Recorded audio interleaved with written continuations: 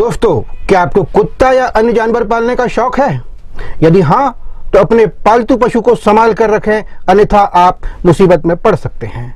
हाल ही में गाजियाबाद के एक पार्क में एक बच्चे पर पिटबुल नस्ल के एक कुत्ते ने जानलेवा हमला कर दिया। इससे बच्चे के चेहरे पर 200 टांके आए। गाजियाबाद में ही लिफ्ट में एक बच्चे को पालतू कुत्ते ने काट लिया। उस समय उसकी मालकिन भी साथ थी।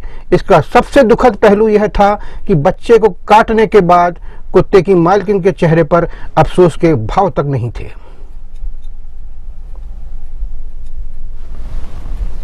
हालांकि नगर निगम ने इन दोनों ही मामलों में मालिकों पर 5-5 हजार रुपए का जुर्माना लगाया।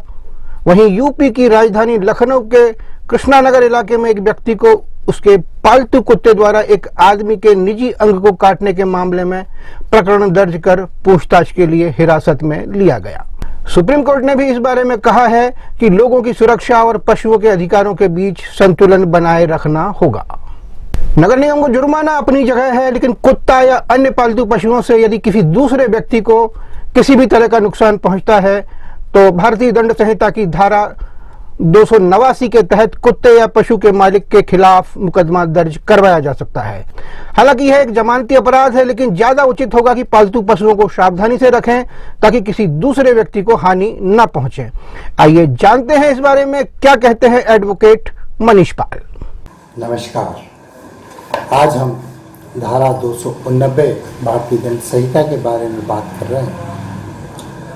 चूँकि आए दिन में बहुत सारे केस इस प्रकार के देखने में आए हैं कि कुछ पालतू कुत्तों के द्वारा राहगीरों को बहुत सारे नुकसान पहुंचाया गया है।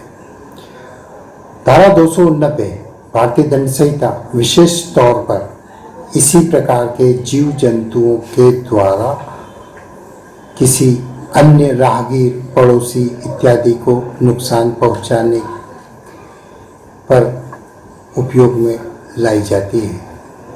धारा 289 के अंतर्गत आपका कुत्ता या अन्य जीव जंतु जो कि आपके कब्जे में है, अगर किसी अन्य व्यक्ति, राहगीर, पड़ोसी या किसी भी अन्य व्यक्ति को अगर काट खाता है या किसी प्रकार से उसको उपहति पहुंचाता है, किसी प्रकार से उसका जीवन संकटापन्न करता है, तो वह इस धारा के अंतर्गत दोषी पाया जाएगा। उसके ऊपर इस धारा के अंतर्गत मुकदमा चलाया जा सकता है। यह जो धारा है, इसके अंतर्गत इसकी सजा का भी प्रावधान दिया गया है, जो कि 1000 रुपये तक का जुर्माना, 6 माह की कारावास या फिर दोनों मिलाकर के भी दिया जा सकता है। यह अपराध एक जमानती अपराध है। थाने का भार साधक अधिकारी इसमें जमानत देकर आरोपी को छोड़ सकता है। यह एक कॉग्निजेबल ऑफेंस है।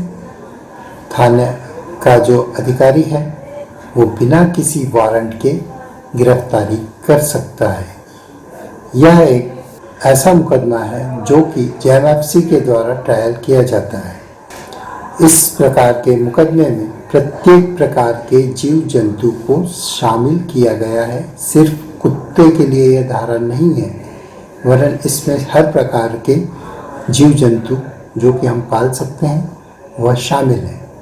मूल बात यह है कि वह जो व्यक्ति है उसके कब्जे का वह जीव जंतु या कुत्ता जो भी है वह जानवर होना चाहिए और उसे इस प्रकार से कृत्य करना चाहिए जिस कृत्य से, जिस उसके आचरण से वह अपने जानवर से किसी भी प्रकार से दूसरे व्यक्ति के जीवन को संकटापन्न होने से बचाने की चेष्टा न कर रहा हो, अर्थात वह अपनी उपेक्षा से किसी अन्य व्यक्ति को या राहगीर को या पड़ोसी को नुकसान पहुंचा रहा हो, तो वह इस धारा के अंतर्गत दोषी होगा।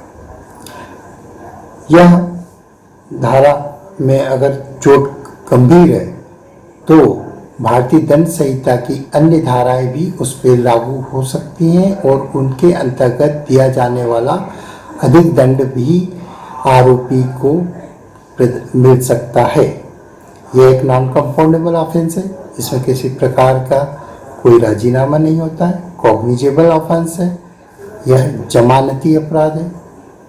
धन्यवाद। कानून की बात में यह थी हमारी खास प्रस्तुति।